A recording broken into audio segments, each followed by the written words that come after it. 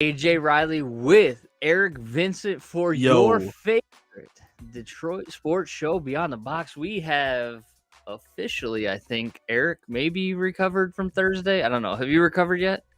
a little bit. I'm getting a little more of my sanity back after last week. It was a No, lot. It yeah, was a lot, I'm man. getting I'm getting a lot more of my sanity back, Good. and we got to talk about that tonight Yes. because there's a lot to talk about. Breaking down this Detroit Lions draft and the statement that Brad made.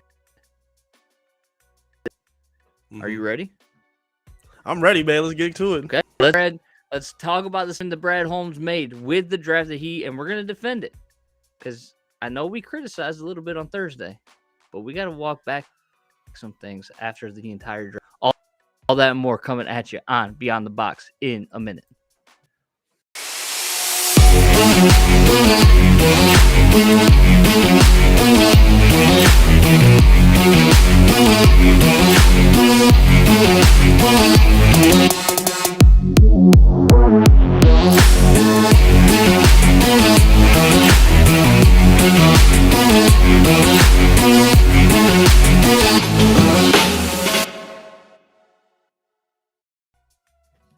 All right.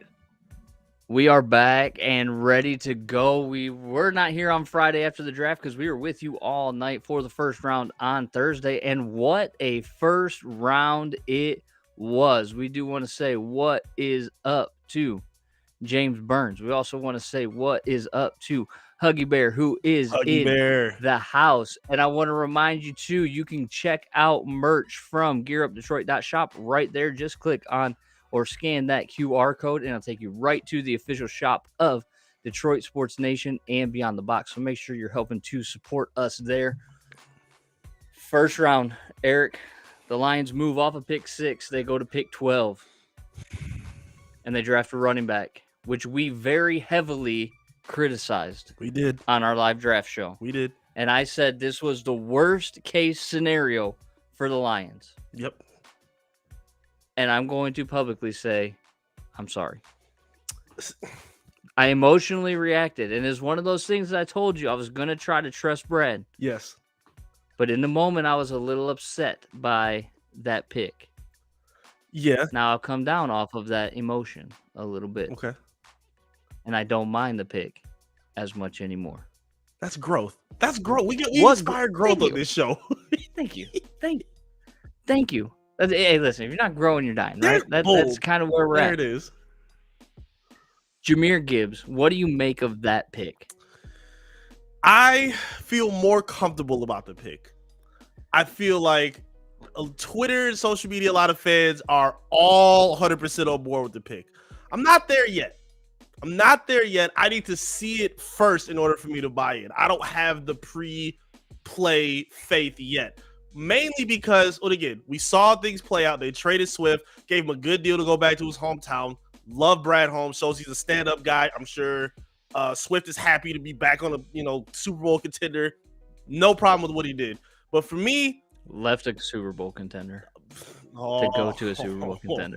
Yeah, we'll see about that. We'll see him in the championship. But for me, I feel like I heard a lot of this same buzz about DeAndre Swift.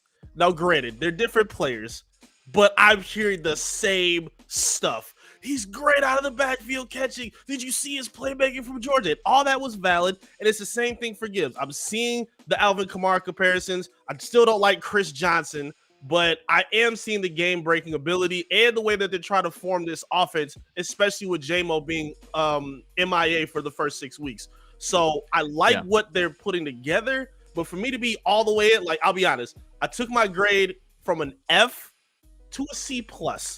And I think that's fair. That's a big jump. Like, you can graduate with that C+. There's nothing wrong with that. Yeah. So I just need need to see it come together in order for me to say, okay, I'm all in. Brad knew what he was doing. Let's get to it. So I said it was an F Thursday night initially. Again, reacting in probably emotion and disappointment because listen, the moment the Texans traded up to 3, all hopes were dashed of Will Anderson being a Lion right out the window, and that just kind of set the tone for the entire night, right? In a lot of ways, though, I view this as, in like you said, a C+ to a B- draft. Mhm. The draft pick Right. specifically with Jahmyr Gibbs. The one thing that, and this is kind of the focus of tonight, I can see that. I can see Jamal is Charles. I know for a fact. Here's the thing: Brad Holmes made a statement to everybody with the draft that he had. Like, he had originally 5 picks in the top 81. He ended up with 5 picks in the top 68, which is a lot of maneuvering, and that's fantastic, right? Mhm. We like that. Yeah. He got 5 really good players in those picks too. He did. 5 players, 3 of whom are going to probably be starting day one in Gibbs and Campbell and in Laporta, right? Yep. I'm in on what he chose to do, but I'm going to also say, okay, Brad, here's the deal. You made these picks, which seem like reaches, and a lot of people still will call them reaches. Call them what you want. I don't care. It's what Brad chose to do. It's his call. He's not flawless. I'm not putting 100% like he can never make a mistake. That's not what I'm saying, because I'm a free independent thinker. But you have just stated to everyone, your window is right now. Yes. You have 2 years to cash in on the bet that you just put in the middle of the table. That's what was signaled to everybody around the league. You put the league on notice. Hey, our roster's in a place where we think that we can compete now. We were, top 4 favorites to win the NFC. We're going to cash in. And that's the statement that was made. I don't know if they're truly there yet. I still think they need a little bit of a stopgap in the middle of the defensive line, which, I mean, the guy that they got at the end of the 3rd round, Roderick Martin. Yeah. What a house of a man he is. Monster. Right. Sean Rogers Jr. over here. He is huge. So hopefully this kid can come in and plug things up like we're talking about. But this is an interesting kind of situation for the Lions to be in. You know what? I want to do something though. And Chad, talk to me real quick, Chad. There's a few of y'all in here. Please. Tell me I know how we feel now. Tell me your original thought when Gibbs was picked. What was the first thing that came to your mind? Because we've talked about it. We've said we thought it was an F. We didn't understand it. We were questioning things. And I think that's reasonable and fair. If it turns out, again, we see things develop. We saw Swift get traded. We came back to the table and said, okay, things make sense now. I get what they're doing. And like, I don't think people have been arguing about this on like social media for days now. You're not a hater for questioning a path that they're taking. Like, again, we all want the same thing. We want to be right at times, but we don't want to be more right than see the team win. We want to see Brad Holmes and this team succeed. But I feel like we all had, or maybe not all of us, but me and you certainly had a different path of what we thought they were going to take to build this team. Now they're taking a different way. Hell, they picked 5 offensive players to 3 when we thought it was going to be defense. That was the whole mantra. So again, talk to me, chat. What was your first thought when he made this pick? If it was critical, I don't think you're a hater. I think it's fair to have that thought. I think so too. True Teller said he's surprised. Absolutely. Which I think everybody was. I think the entire United States, when they saw Jahmyr Gibbs' name pop up there, were surprised. And then Huggy Bear said, I was disappointed for like 5 minutes, and then I started to love it. Talk to us. Why did you love it? Listen, it took me a lot longer than 5 minutes. I'll be honest with you. Me too. But I do like the pick. I do like the fact that you have this weapon. I mean, listen, all these draft prospects, every single one of them, from Bryce Young to Mr. Irrelevant, we don't know how any of them are going to pan out. These are all projections. And I think there's a little bit of validity to what I've seen a lot on social media too, where people have said, okay, what if we hadn't been able to view the draft? But we saw the picks that came out, and we know that they ended up with Branch, Laporta, Gibbs, Campbell, Hooker within those first 5. Would that change your feelings on this draft? Like, let's say, because we know Brian Branch fell, but we didn't expect him to fall. Not at what all. If Branch was the pick at 12? And maybe they reached a little bit for the tight end at 18. And then they ended up with Gibbs at 34. And then they ended up with Campbell in the second round. Does that change your feelings at all on this draft? It probably does for a lot of people, which makes you think, are we trusting in positional value too much? Are we trusting in draft capital a little bit too much rather than the philosophy that it seems Brad's going with and saying, these are the guys that we want and this is where we're picking and we're taking them there. Yep. I get value, and I'm not trying to minimize value at all. But he also alluded to this in his press conference. Yeah, Eric. he did. You remember? Yeah, I heard. He said, if I take a running back and he's a really good player, nobody's going to care where he was drafted. Like, he literally told us, I'm taking a running back probably pretty early. He did. And, of course, everybody thought that was Bijan. Yeah, that's what I thought he was going for sure. But it ended up being Gibbs. And I mean, there were some people, experts, who are not in these draft rooms. So I want to be very clear that we are, these experts still have to be taken with a grain of salt because they don't know. They're all just like us. Exactly. Exactly. There were some that had Gibbs ahead of Bijan. Facts. I did see a few of those. And Gibbs is dynamic. Yes, he is. He really is in space. Very, very fast. That home run ability is nuts. I will definitely give him that. I think something that helps sell me a little bit more to it, and y'all know me, I'm a slappy for mobile quarterbacks.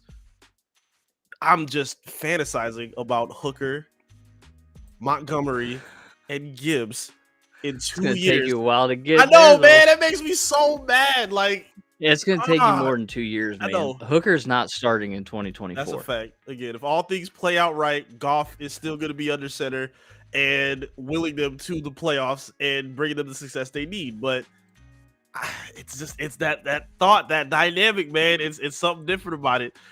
Again, they definitely draft. He said what he said. He said, we don't draft scared.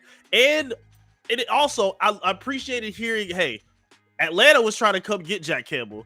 We had 5 teams saying, hey, we're ready to come get Gibbs. I appreciate hearing that from Brad Holmes. We don't always hear that visibility. So knowing that was a bit but that could also be, again, take it with a grain of salt, right? Because that could also be a little bit of PR maneuvering. You think so? Okay. I thought the same thing, but I didn't want to jump out with that.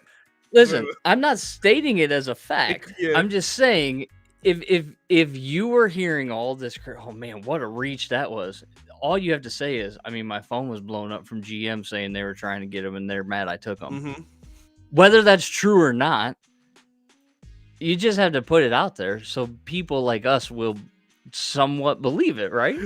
At the end of the day, Brad Holmes had a plan. At the end of the day, Brad Holmes has had his hand in building that Rams team that won a Super Bowl. He didn't make the picks, but he was their talent scouting for that team and was somewhat integral in getting them Aaron Donald as well, who was somebody who fell, but was also identified and drafted.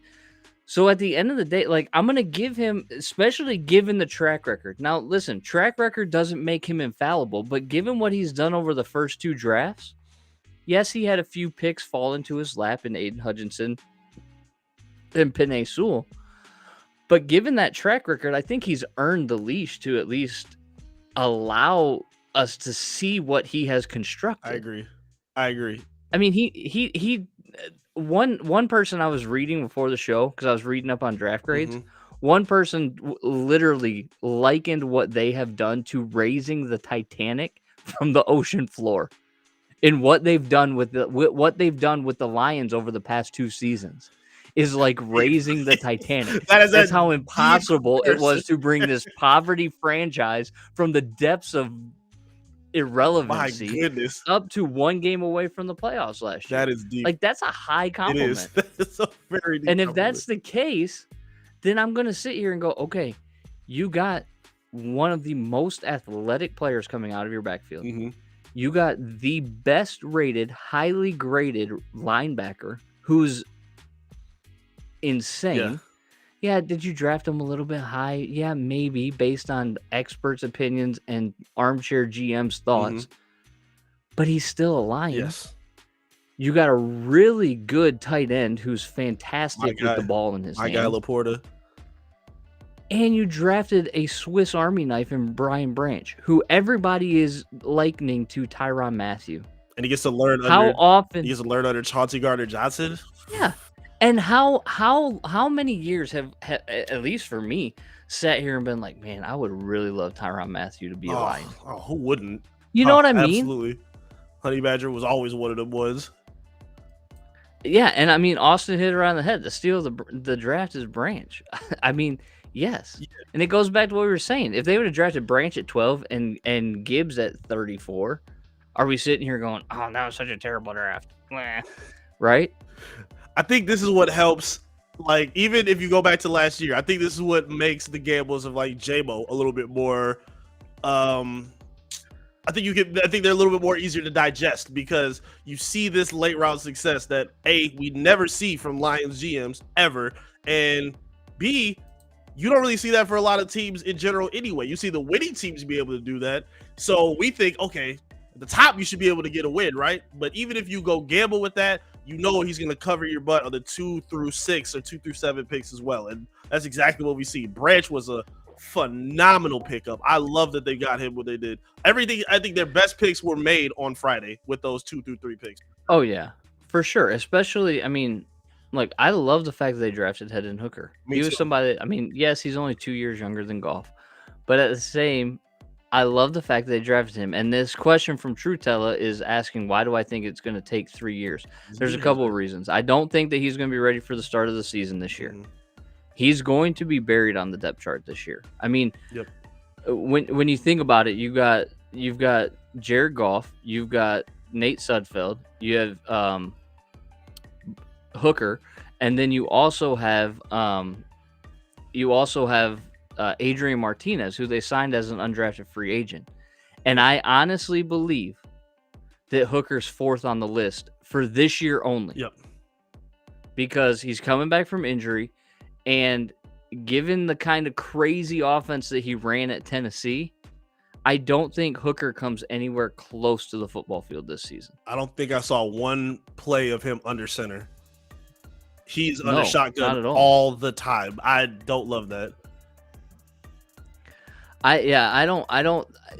But I don't think under center or not, it's just a matter of spread concepts versus a pro offense are going to be completely different. Now, can Ben Johnson work on that? Yeah, but in a spread offense, you're really splitting the field in half a lot of times, and you're making a read based on 1 or 2 defensive players. And in the NFL, you've got 3 or 4 progressions, right? So we got to get him up to speed, and that's going to take time. Yeah. Now, by all accounts, he's a student of the game. He's somebody that's going to do, I think, a fantastic job. And if he only develops into a very high-level backup, that's okay. Still a win, yeah. That's still a win. So Hooker was a great draft pick. I just think it's going to take time coming back from injury, getting the pro system under his belt. And the beautiful thing, we've said this plenty of times on Beyond the Box, it's not about when you get drafted as a quarterback. It's where you get drafted as a quarterback. And the fact that Hendon Hooker has 2 years to learn from Jared Goff, who hopefully I'm not going to say hopefully they don't sign an extension. If he plays well, maybe he's earned it. But at the same time, you've got Hooker waiting there who could be a very dynamic quarterback. And had he not gotten hurt this year, would have been in the mix for the top 3 No picks. question. No question about it. He's in the best, I think, the best position of any quarterback that was drafted. I love the 2 top guys where they went. They have, high arcs where they're going. But it's going to take them a few years because they're playing right away. And they don't have the necessary help around them. Anthony Richardson, we just talked about it. I'm terrified of what's going to happen to him with the Colts, and even Mayonnaise boy going to Tennessee. Like that's a viper pit of a quarterback room that he's in. So Hooker got very, very fortunate with where he landed for sure. But here's the thing too with Levis in Tennessee. Vrabel even came out and said, we've got Tannehill, we've got Willis, and we've got Levis in that order. All 3 quarterbacks are coming into camp, and it's up to them to decide who plays. That's not a good thing. No, Oh, we welcome that's the not. competition. If you have 3 quarterbacks but not a sure starter, that's not a good thing, Mike. Sorry, man. No, no, not at all. Especially when it's when two of those quarterbacks are quarterbacks that literally nobody wanted. Absolutely. Yeah, this is not something to boast about. Oh, Tennessee, they did it bad. Austin talks about Hooker bringing a different dimension to the Lions to the Lions offense. That is for sure. He will once healthy. And then I want to make sure that we get back to this one from Case Crack. Gibbs going to blow up. He isn't just a running back. Listening to Holmes speak, it sounds like he is going to be all over the field with speed and second level blocking.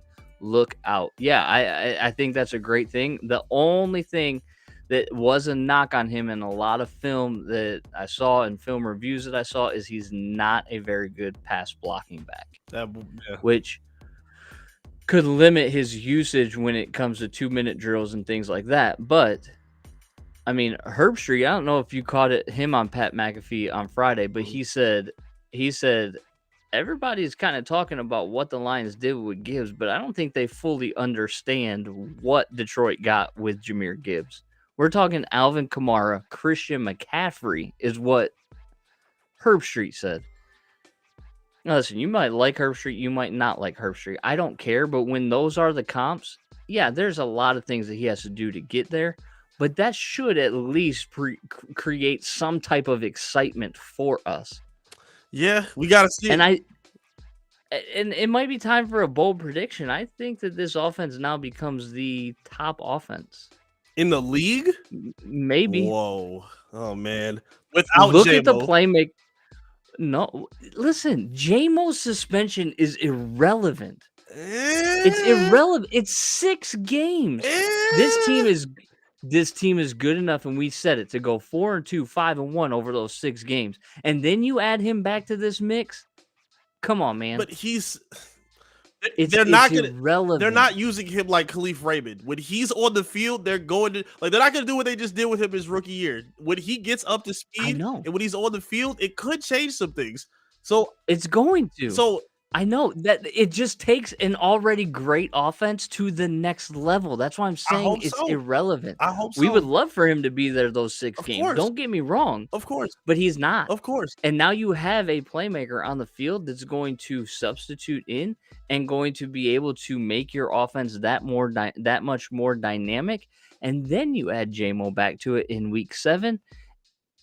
And the rocket ship just takes off. Man. I'm here for it. That's what I'm telling you. I'm here for it. Yeah, this is an offense with no holes at this point. Like, they got a lot of good compliments. I'm getting a little bit more on board with Gibbs. Yeah, the blocking does bother me a little bit, especially with that offensive line knowing how elite it is. How you attack an offensive line like that is by blitzing them, and you bring pressure onto those running backs to block. Him at 5'9", taking on that contact does bother me a little bit. They're going to use Case cracked again. Listen. You are on top of things, and I need to see your name more in the comments, just like everybody else, because everybody else is on fire tonight with what you are saying. But, I mean, Gibbs as Debo, again, I'm okay with that. Austin bring up Austin's comment. He's bringing up a really good point as well.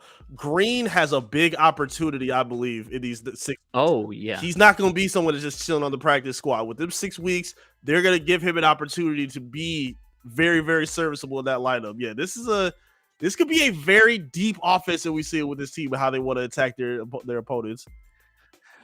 I love that we drafted Hooker in the 3rd round at pick 68, and everybody is like, he's our starting quarterback. Like, guys, listen, Jared Goff, who was the 2nd best quarterback according to value added to his team last year, is still the quarterback of this team, and most likely will be in 2024 as well, which makes Hooker that much better. Yes. So, yes, this is dynamic, but when we get to a point where maybe Hooker's a starting quarterback, Amon-Ra's going to need an extension. Montgomery's going to be on the last year of his deal. Mm-hmm. But yeah, Rab, it's a freaking electric lineup. It's going to be a lot of fun. The question is, are they going to be able to stop people on defense? Because defense, which is a concern. Right? A little bit. That's what they say. Defense wins championships. That's what they say. I mean, luckily, you know what? They still do have some cap space where maybe they could sign like a Frank Wright, maybe to anchor on the D line, maybe. They still have some wiggle room where they can maybe add some final pieces, but yeah, that's gonna have to be on the defense. I don't want this comment to go overlooked Martinez will help because this is a phenomenal comment from Steve. Not bad. Because this is so true. Who have they been playing in practice? David Blau? Very true. Very true, right? Yep. Adrian Martinez being the practice squad quarterback with his mobility. I mean, he's rushed for thousands of yards in college. Not a great thrower of the ball, but that's okay. Because we don't want anybody throwing on our defense anyways, and our secondary is going to be good enough to shut them down. Fly zone. This is like, don't let this go overlooked. If they are better against scrambling quarterbacks, it's going to have a lot to do with Adrian Martinez. Okay. I kind of brought up, and not to mention, hold on one second, because not to mention, they also signed as an undrafted free agent, Mo Ibrahim. I did see from that. Minnesota. Yep. One of the Big Ten's leading rushers over the last few years. Like, this running back room is better today than it was on Thursday. Definitely. Let me ask you a question, though. Even with the subtraction of DeAndre Swift, it's better. Definitely. It's better. Let me ask you a question. Do you think that because everyone's talking about Hooker, everyone's plotting out that future, what it's going to look like. Do you think bringing him in kind of signifies what the Lions' future plans are? Because be clear, sometimes when teams draft backups, they want backups that are suitable to the starter so they don't have to throw off their game plan too much based on who their starter is. They want somebody that's kind of comparable to their play style that they already have. Bringing in somebody like Hooker, who I don't think is very similar to Goff at all, maybe could indicate that they may be wanting to go in a different direction the next few years. I think he's more similar to Goff than we think he is, with the added mobility. So what I mean by that is he can throw the ball. Okay. And the throwing is comparable.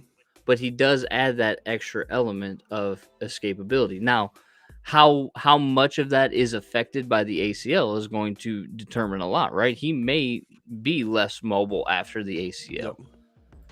But I don't know if it really, like, when you're asking about signifying future plans, like, do they plan to move on from Jared Goff? Is that what you're asking? Or like how they plan to design their offense and then potentially draft like their quarterback of the future next year? More so for Goff, because I believe the design of the offense could change after this year. Like, we got lucky by bringing Ben Johnson back for this season. If they get to the playoffs, he's out of here after this year. Like, he ain't coming back. I think even if they don't make the playoffs, he's out of here. I agree. I totally agree. So, I think maybe it's more so. Even though I did see some report that apparently they were talking about possibly bringing Goff back or discussing an extension. Let me see if I can find the tweet. There have been, from Dave Burkett, there have been some rumblings, and it sounded, depending on who you talk to, some people think it's a report, some people think it's an opinion, but they think that there'll be, a contract extension within the next 15 months, which that's before the start of the 2024 season. Like, literally, the next 24 or 15 months, that's what? June, July. Yeah, I mean, it's the start of the football season in 2024. Okay, so you got some time then. Listen, and you know what that is? I don't think those conversations get started before 13 months from now. Yeah, because they shouldn't, no. There's no way. For all the craziness that people may think and this like insanity that Brad Holmes may bring to the table, there's no way he's giving him a large multi-million-dollar bag on one season of production. No, they shouldn't. Not at all. Now, if he goes out and repeats exactly what he did in 2022, now the conversations get much more serious. Right. And that's actually beneficial for us. I agree. Because if he balls out like he did in 2022, we're talking at minimum an NFC Championship game. Yeah, that has to be the expectation without question. If it's anything shorter than that, for that kind of money, based on the help that's been brought around him, like, you could argue they've prioritized offense more than defense at this point. You could argue it, but the expectation is there. It has to be met. On paper, have we seen a better DB room in Detroit? Branch pick is just a dagger, and how tough this unit is going to be. The ball hawking switchability is wild. Case crack. We need to get you on the show, bro. You on fire today, brother. He's 100% But the ball hawking right. switchability, Yeah. I mean, the versatility in the secondary is huge. And when you talk about Jack Campbell, he's an off-ball linebacker, blah blah blah blah blah, right? Like all these people want to talk about that, but the thing about the defensive scheme that they're going to run, it's not going to be a traditional 4-3 set. It's going to be more of a 4-2 like nickel package with all of these athletic DBs on the field, help to cover maybe the discrepancy in Campbell's game of being able to get out in coverage, even though he's a very highly athletic linebacker for a 6'5", 200 and whatever pound linebacker he is. But we asked them to upgrade the linebacking room because of Alex Anzalone, and they freaking upgraded the linebacking room because of Alex Anzalone. They did it. It's not hard to not love the Jack Campbell pick because I wanted him from day one. That's your favorite pick? No, it's not. Who's your favorite pick for this weekend? To be honest with you, I think my favorite pick, based on what they did, I think Branch is a great pick, but I think my favorite pick, to be honest with you, is Hooker. Like I liked Hooker from the beginning. I know that he's older, but I listen. It was a that doesn't bother me, by the way. Yeah, just for the record. Yeah, go ahead. Like it doesn't. It's not a huge investment for what could potentially be a nice return. So, and listen, if it doesn't pan out, you got him for 4 years on a 3rd round salary, and then he's out. I mean, Branch is the obvious choice, but I like the Hooker pick the most. Interesting. Okay, yeah. To me, it's either Campbell. Yeah, I was like you at 19, kind of freaked me out a little bit, but I know what he brings. I've seen his dynamic from all aspects. Yeah, even Campbell has a 99.2.9. Tim, I'm not trying to perpetuate narrative here. I think Campbell, I just talked about how athletic he is, and I think he's going to be just fine. It's just, if you are playing a nickel defense, you don't need him in coverage as much. Right. But and with all the secondary help that they have and the athletes that they have in the secondary, you're going to have a much... Listen, I told somebody today, I think the Lions offense is going to be at least a top 5, and I even said maybe the best in the NFL next season. And if their defense is top 20 or better, you're looking at a really, really good team. You really are.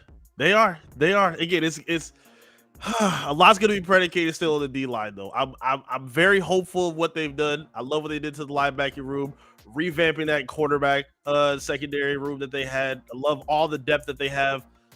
I'm still just a little part of me that thinks they needed to give them a little bit more juice on that line. Just a little bit. Just a little. 3 years after being selected in the 2nd round. Did Detroit get good value for DeAndre Swift in the trade? Nice job, fellas. Talk to him. What do you think? Look, I think anything you get for DeAndre Swift at that point was good. I don't think the value that he brings to the field outweighs the roster spot for somebody who he's gone by the trade deadline anyways. It's a TJ Hawkinson situation. And I think that the moment Gibbs got in, he got moved to the 3rd running back overall. He wasn't going to see the field much, and I don't really know what value he brings at that point. You got draft capital for him. Yeah, I think they got the best value. What about you? Yeah, I didn't think they were going to get much. I'll be honest. I was kind of worried because they didn't trade him on Friday. They traded him on Saturday. So I was kind of worried. I'm like, okay, what are we doing? He's not staying. I heard the quote that Holmes said, like, hey, he's a good player. He has a lot of dynamics to him, but it's still early. I'm like, okay, so they have a plan. They're clearly fielding some calls right here. Yeah, you weren't going to get a ton for him. He's not an elite dynamic guy. The fact that you're able to get anything and be able to clear the space in that room was the win. So, no, they did what they needed to do. Those are done for Brad Holmes. All right, let's get to a few more of these, and then we will be dropping another episode tomorrow at 5 o'clock. So make sure you tune in for that, kind of going over our pros and cons of the draft again. So we'll be back to talk a little bit more about that. But True Teller wants to talk about the quarterbacks again. He said he was driving, but he wanted to ask if Goff plays well, will he play on a 1-year deal in 2024? I don't think it benefits him not asking for an extension. And we kind of did hit on that a little bit. He might ask for it, but the team may not give it to him. And if he were to hold out for an extension, well, welcome Hendon Hooker to the Detroit Lions. the way that they have maneuvered this Jared Goff situation, I think, is actually brilliant because he's had one relatively trash year in 2021, and then he had a really, really, really good year in 2022. Yep. So what's 2023 going to bring? We want it to be more like 2022. And at that point, you can start talking extension with him. But if it's mediocre, or he's turning the ball over, he's making bad decisions, then you got a decision to make. Yep. Lions did a great job of putting all the chips and the power back in their head. Like, if it was a case where he is balling out, then he would have to be just, oh no, you have to play me, or you have to pay me, or I'm just sitting out. Okay, well, we have your backup ready to go, and we have resources and offensive pieces where you're not going to be as valuable as you think you are, because even if you sit out, we have two monsters in our backfield that can both go for over 1,000. So we have all the pieces necessary to make you a little bit more expendable than you think. So I think that's another W for Brad Holmes, is having that power back in their hands compared to where this conversation goes. Yeah, to Tim's point here, he believes that Levi's healthier than they're leading on. You got inside info? You got sources, Tim? You got sources, Tim? What's up? Yeah, but I mean, there's maybe some validity to that. Obviously, nothing substantiated, but they were not seemingly in the defensive tackle market. And maybe that is because they believe Levi's healthier than they're leading on. And you pair him with Broderick Martin, who they got. Excuse me. Sorry. Woo, that snuck up on me. Okay. But with Ali McNeil as well, and Bugs, and like the defensive interior, it may not be the greatest talent level, but you've got hole pluggers, which is all you really need your defensive tackle to be. Yes, they passed on Jalen Carter.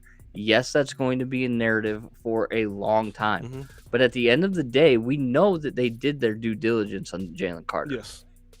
And they chose to pass. Yep. I don't know what else to do with that. If they never would have brought him in for a visit, yeah, that would have been a problem. If they never even seemed interested or even had the conversation, yeah. But it looks like they did what they were supposed to do. Yeah. No inside info. He's just paying attention to what he's doing. As we all are trying to do, even though it doesn't always add up to 1 + 1 = 2 in our minds of what Brad's doing.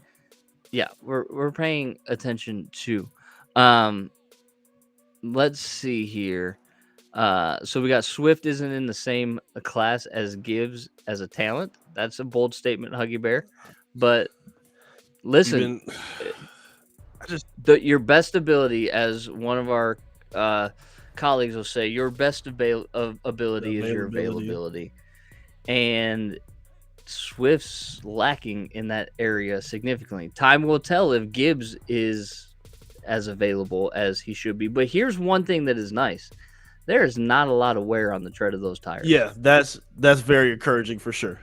Definitely. Not a lot at all. Yep. He's not a bell cow like DeAndre Swift was at Georgia. Right. He only had a couple hundred touches at Alabama and was still their leading receiver out of the backfield for Bryce Young, who ended up number 1 overall. Yeah, and they've been going through this carousel, this revolving door of running backs for a minute now. I mean, we thought Kerryon Johnson was going to be the answer, and now he's out. I don't think he was. Yeah, but that was all Bob Quinn talent evaluation. So that will go out the door. So let's hope this is finally the progression that we're looking for. Hopefully, we can see these guys, build something special for the next 5 years. I love the tandem of Montgomery and Gibbs together. I think it's going to be great. Too.